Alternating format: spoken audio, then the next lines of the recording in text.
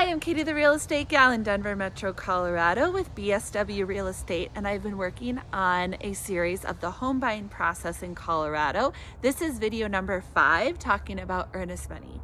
Now, if you watch video number 4, we talked about different areas of a contract that a buyer can withdraw and still get their earnest money back. I briefly touched on what earnest money was, but I wanted to go a little bit more in depth today. So earnest money is also known as a good faith deposit that shows the sellers that the buyer is serious in going through with this transaction. If the buyer is in breach of the contract, then they can break the contract. They're just not going to get their earnest money back. Now, earnest money needs to be in the form of good funds, which can be check or wire, work great. And it's 1 to 3% of the purchase price of the home.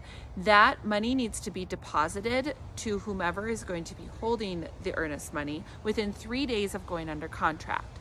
Typically, I've worked a lot of transactions where the title company is the holder of those funds, but it is an upfront cost that needs to be accounted for. So let's say I'm a buyer and I have $60,000 to put towards a home. What I, as a real estate agent, am going to recommend is that you set aside between $5,000 to $10,000 in order for those upfront costs, and then the remainder can be used as down payment. Always chat with your lender about how much down payment you have, and they'll also go over what type of loan you qualify for to know how much you do need to put down.